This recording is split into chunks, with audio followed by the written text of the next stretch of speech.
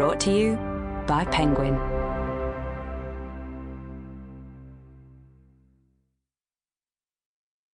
The Coronation Party by Norma Curtis. Read by Deryn Edwards. Chapter 1. The air in the small Welsh town was sweet with birdsong, and the wide black Dee glittered under the old stone bridge as the steam train pulled out of the station, trailing smoke like speech bubbles. It was mid-April, and in one of the white houses that made up Little Green Street, 45-year-old Tad Jones was preparing to hold a meeting.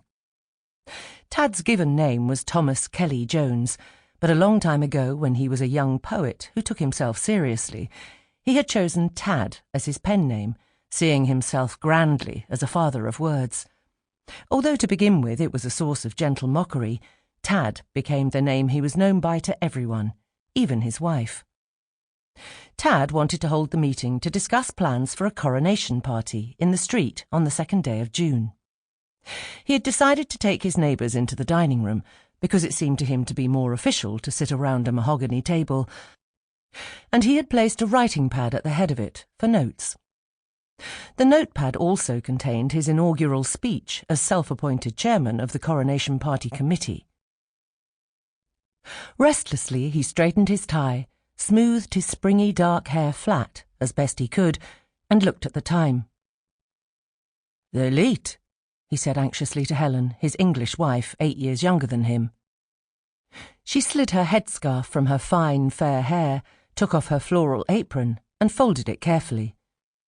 "No, your watch is fast, Tad," she reminded him fondly. It was true. Tad always kept his watch 5 minutes fast, so he could be sure he was never late for anything. But as a result, he was quietly resentful of anyone not on Tad time. In other words, the rest of Wales. Tad put his flat cap over his dark wild hair and went outside and down the path to stand on the pavement, looking for signs of life behind the net curtains in the windows and resisting the urge to check the time again. He tucked his hands in his pockets, rolled his weight to and fro on the balls of his feet. It was a lovely afternoon, and the sky was a cool pale blue, smudged with cloud. His gaze drifted along the curve of green hills that surrounded the town and settled on the grey ruins of Crow Castle that stood guard over it. The history that castle had seen, and now history was being made again. "The coronation of Queen Elizabeth II," he said aloud in wonderment, feeling the majestic words on his tongue. "What's that now?" asked a stern voice behind him, startling him. "Talking to yourself, Tad? That's a bad sign."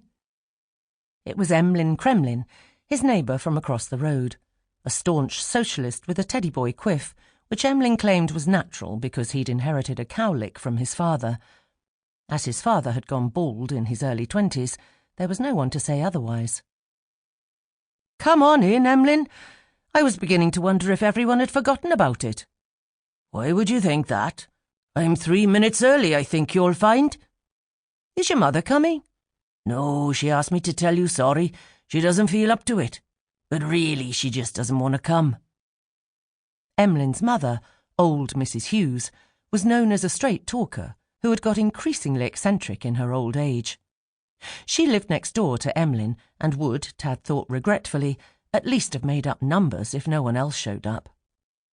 Mrs. Evans, 2 doors down, had said that while she was very interested in the party, with 5 children to look after, she had enough on her hands and couldn't possibly get involved. He glanced down the quiet road one last time and said, "You'd better come on in then." No sooner had they sat down than there was a knock at the door, and to Tad's relief he heard Harry and Mai Lloyd, his immediate neighbours, greeting Helen in the kitchen. Harry was a big man whose small face rested comfortably on the pillows of his neck. His wife Mai always wore her brown hair twisted in a neat bun and studied local history, or that's how she liked to describe it. She knew everything about everybody, and some things that they didn't even know about themselves. Come in, Tad said, pleased to see them. "Put your trilby on the dresser, Harry." Sample complete. Ready to continue?